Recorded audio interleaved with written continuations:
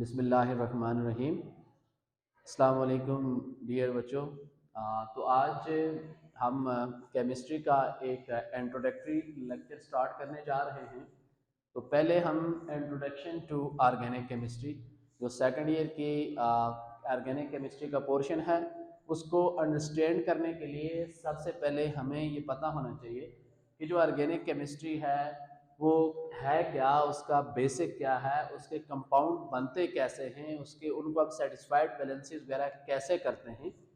तो फिर उसके बाद हम आगे मूव ऑन करेंगे।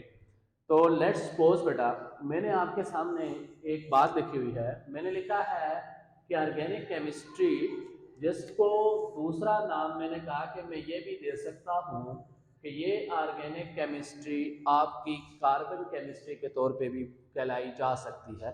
इसके लिए वर्ड कार्बन केमिस्ट्री का भी यूज़ किया जा सकता है। अब इसका बुनियाद इससे हमें ये पता चला कि जो ऑर्गेनिक केमिस्ट्री है उसको बेसिकली हमने ऑर्गेनिक केमिस्ट्री को कार्बन केमिस्ट्री के तौर पे एक्सप्लेन करना है। तो बेटा बेसिकली इस वक्त जो 118 एलिमेंट केमिस्ट्री के अंदर पाए जा रहे हैं उनके अंदर से कार्बन वो वाहिद एक एलिमेंट है जो एक पूरी अलग केमिस्ट्री की बनाई देता है, उसकी खास स्पेसिफिक प्रॉपर्टी है। तो ये हमें कैसे पता चला कि ये कार्बन केमिस्ट्री है, कहाँ से ये ओरिजिनेट हुई, कैसे हम इसकी डेवलपमेंट में आगे देखेंगे। तो बेटा सबसे पहले जैसे ये सामने बोर्ड पे लिखा हुआ है कि इन ईयर 1861 एक जर्मन कीमिस्ट था फ्रेडरिक एगस केक्यूल वॉन, जिसने डिफाइन की थी ऑर्गेनिक केमिस्ट्री एज, आपको ये स्क्वायर ब्रैकेट्स के अंदर आपने देखना है कि as branch of chemistry dealing with carbon compounds. क्या कहा उसने कि केमिस्ट्री की वो ब्रांच जो सिर्फ और सिर्फ कार्बन के कंपाउंड के साथ डील करे, उसको उसने नाम दिया था किसका? ऑर्गेनिक केमिस्ट्री का। तो उस वक्त ये एक रेवोल्यूशनरी स्टेप कंसिडर किया जा रहा था। तब ये तस्वर किया गया कि एक बड़ा इंपॉर्टेंट और रेवोल्यूशनरी स्टेप है इसका। So it was a pioneering move in putting carbon as the heart of organic chemistry. तो यू कैन सी कि हमने यहाँ पे लिखा हुआ है कि हार्ट किसको? कार्बन को एज ऑर्गेनिक केमिस्ट्री। हमने ये कहा कि ये जो कार्बन है ये 1861 की इस डेफिनेशन के बाद as an heart of organic chemistry, और हार्ट आपको पता है किसी भी चीज का मेन फंक्शनल पार्ट होता है। विदाउट हार्ट कोई भी चीज सर्वाइव नहीं कर सकती। इंसान है वो भी जब उसका हार्ट फ्लॉप कर जाए, हार्ट अटैक हो गया तो उसकी डेथ हो जाती है। तो इसका मतलब ये है कि ऑर्गेनिक केमिस्ट्री का जो की है, जो फंडामेंटल है, जो बनाता है इसको, जो चलाता है इसको, जो फंक्शनलाइज करता है इसको, वो आपके पास क्या है? कार्बन है। वो आपके पास क्या है? कार्बन। अब तो माशाल्लाह आजकल बड़ी इसमें एडवांसमेंट हो गई है। Today organic chemistry applied almost in field of, you can say from food transportation, carbohydrates, lipids, protein, बहुत सारी चीजें हम आगे डिस्कस करेंगे। उसके अलावा जो आपकी फार्मेशियल इंडस्ट्री है, मेडिसिन बनाना, दूसरा इवन जेनेटिक्स के अंदर अब सबसे ज़्यादा अगर आपके पास कोई एडवांसमेंट जो यूज़ की जा रही है केमिस्ट्री, तो वो कौन सी है? Organic chemistry. So from above idea it becomes clear that carbon is the only element of periodic table that give a separate branch of chemistry called as organic chemistry. तो जो ऊपर हमने डिस्कशन की, इससे हमें ये पता चला कि जो हमारे जो केमिस्ट्री है ऑर्गेनिक केमिस्ट्री, उसका जो फंडामेंटल पार्ट होगा वो क्या होगा? हमने क्या लिखा बेटा कि जो कार्बन है वो कार्बन यहाँ पे फिर क्या होगा कि वो वाइड चीज है जो एक सेपरेट ब्रांच देती है, जिसको आपने नाम दे दिया किसका? ऑर्गेनिक केमिस्ट्री का। ठीक हो गया। सो अब हमने ये देखना है, हमने ये नहीं देखना कि कार्बन, हमें पता तो चल गया ऑर्गेनिक केमिस्ट्री बनाती है, हमने ये लिखा है कि ये एक अलग ब्रांच बनाती है। हमने ये देखना है कि ये अलग ब्रांच जो बनाती है तो कैसे बनाती है। फॉर दैट हमें ये पता होना चाहिए जो कार्बन है इसकी अपनी केमिस्ट्री क्या है, केमिस्ट्री मैपिंग होती है कि ये आगे किस तरह से कंपाउंड्स बनाएगी, क्या क्या इसके फीचर्स हैं जो इसको इनेबल करते हैं कि वो एक ब्रांच केमिस्ट्री की लेग से बना सकते हैं। For that chemistry of carbon, सबसे पहले हमें पता होना चाहिए कार्बन की सिंबल क्या है। C is the symbol of carbon, capital C से लिखते हैं। दूसरी बात, important atomic number, that is 6। 6 इसका क्या है एटॉमिक नंबर। फिर इसका हमें ये पता होना चाहिए ग्रुप नंबर कौन सा है। ग्रुप नंबर 4 है। कहां से है ग्रुप नंबर 4। अब इसका मतलब ये है, एक बात याद रखिए, जो ग्रुप नंबर होता है, ग्रुप नंबर ज्यादातर ज्यादातर इस एलिमेंट्स के ज्यादातर एलिमेंट्स के वैलेंस इलेक्ट्रॉन, ज्यादातर एलिमेंट्स के वैलेंस इलेक्ट्रॉन की तादाद के बराबर होता है। बाद औक़ात एक्सेप्शन भी है जहां पे नहीं बराबर होता है। और अब हमने ये कहा कि इसका ग्रुप नंबर 4 है। इसका ग्रुप नंबर क्या है 4। तो हमने ये कहा कि बहुत सारे ज्यादातर एलिमेंट्स के अंदर जो बैलेंस शेल होते हैं वही बॉन्डिंग के अंदर इन्वॉल्व होता है, तो उसके जो इलेक्ट्रॉन होते हैं वो ज्यादातर ग्रुप नंबर के बराबर होते हैं। तो ग्रुप नंबर 4 है, तो इसका मतलब इसके वैलेंस इलेक्ट्रॉन की तादाद भी कितनी होगी 4। तो इट्स मीन इसकी वैलेंसी भी कितनी होगी 4 होगी। अब वैलेंसी जो होता है, वैलेंसी को आप लिखते हो bond farming ability, bond farming ability. इसका मतलब यह है कि यहां से हमें यह पता चला कि कार्बन जो है वो टोटल 4 बॉन्ड बना सकती है। इसका मतलब ये हुआ कि उसके वैलेंस शेल में कितने इलेक्ट्रॉन मौजूद हैं, 4 इलेक्ट्रॉन मौजूद हैं। तो that's why it is called as tetravalent in nature. ये जो हमने लिखा हुआ कि इसको हम नेचर में क्या लिखते हैं कि ये आपके पास जो कार्बन है ये टेट्रावैलेंट है नेचर में।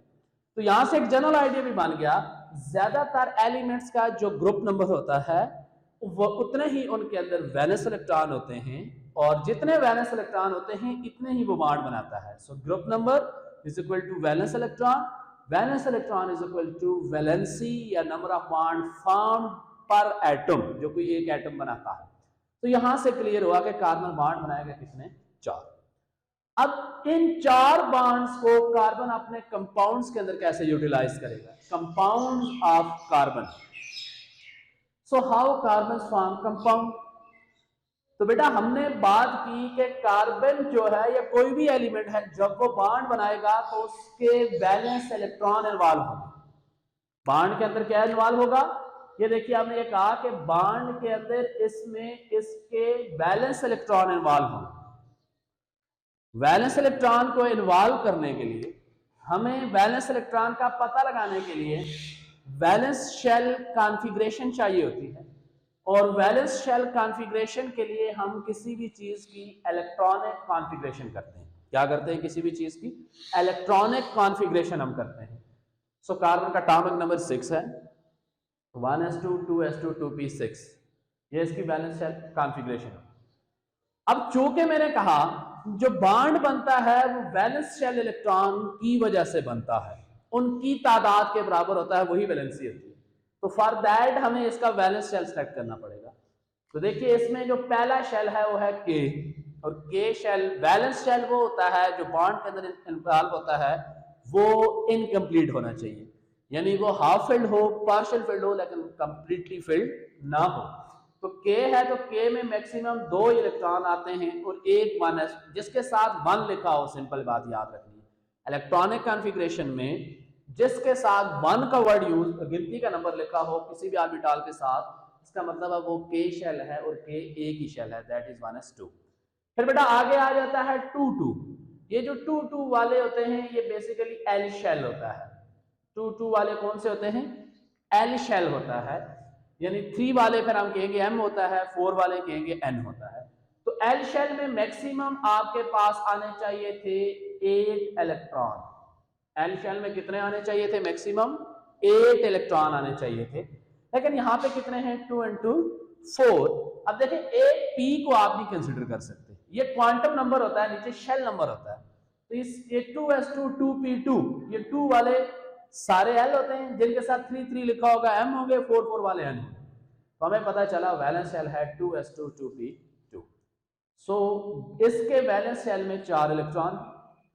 अब हमने देखना ये है कि ये क्या 4 इलेक्ट्रॉन, चूंकि मैंने नीचे लिखा हुआ है कि किसी भी एलिमेंट्स में जो बॉन्ड बनेंगे वो बेसिकली इक्वल होता है किसके, नंबर ऑफ अनपेयर्ड इलेक्ट्रॉन्स के, कि एक एटम्स में कितने अनपेयर्ड इलेक्ट्रॉन्स होंगे।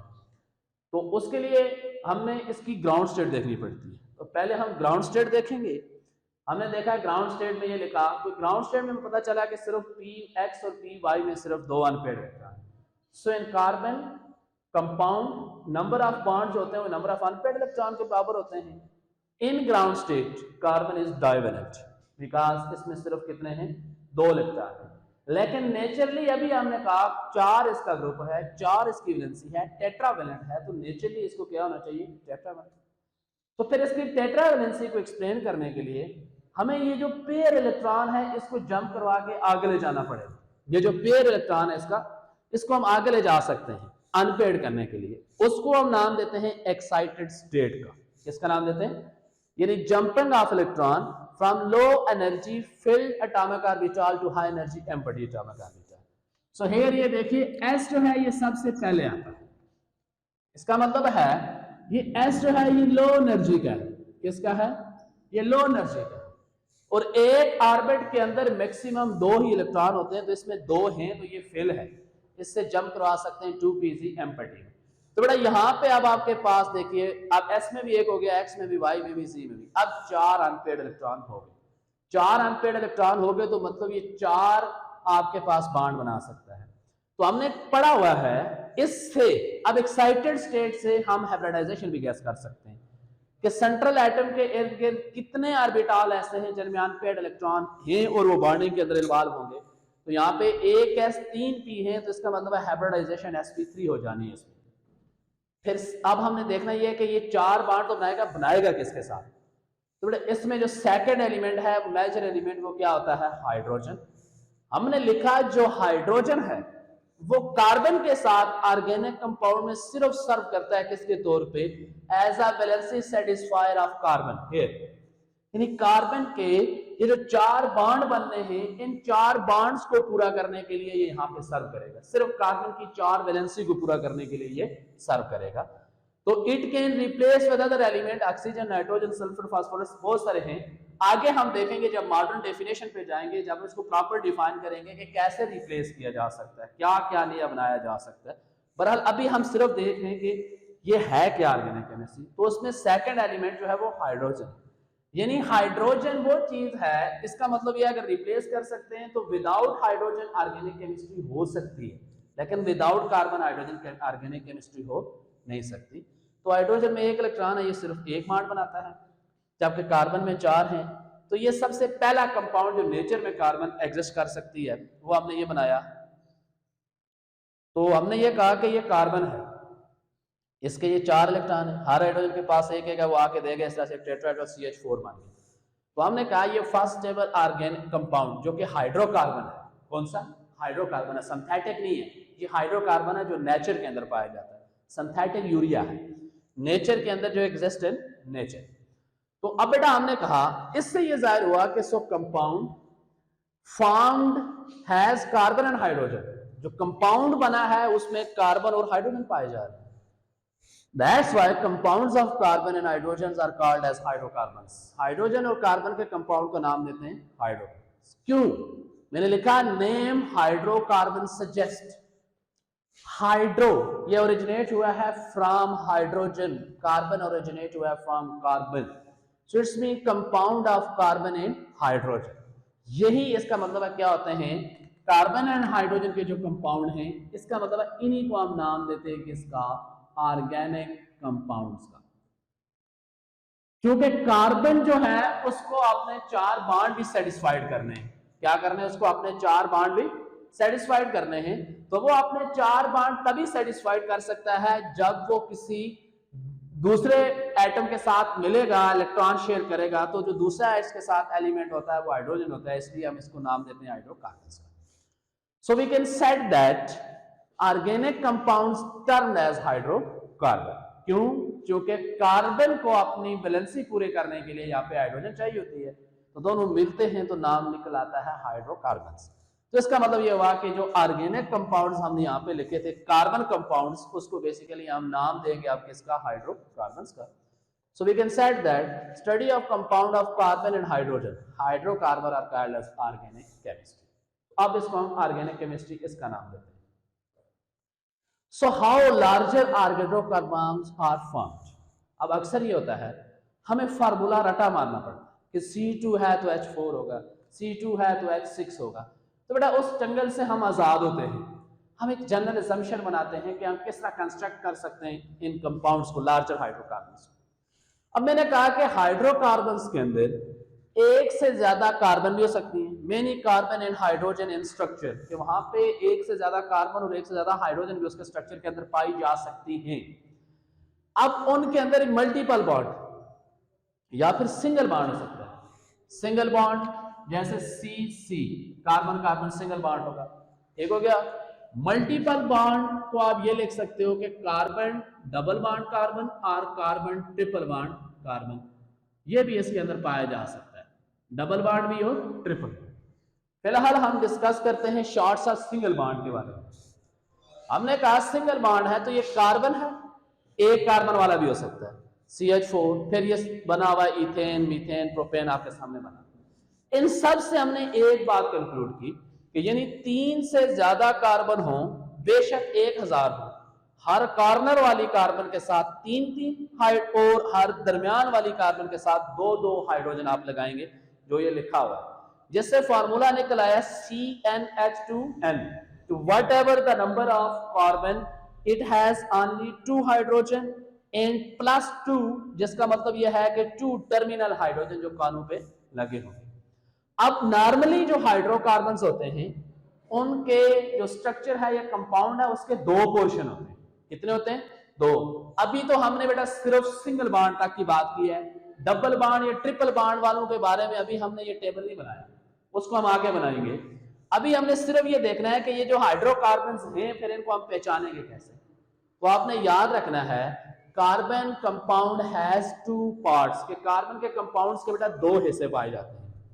एक होता है अल्क पोर्शन, अल्क में कहा जाता है नंबर ऑफ कार्बन, जिसको आप ग्रीक न्यूमरल्स भी बोलते हो, और दूसरा होता है nature of bond. Nature of bond का मतलब यह है कि सिंगल बॉन्ड भी हो सकता है, डबल बॉन्ड भी हो सकता है और ट्रिपल बॉन्ड। यानी हाइड्रोकार्बन्स के अंदर 3 तरह के नेचर ऑफ बॉन्ड हो सकती है, डबल, सिंगल एंड ट्रिपल।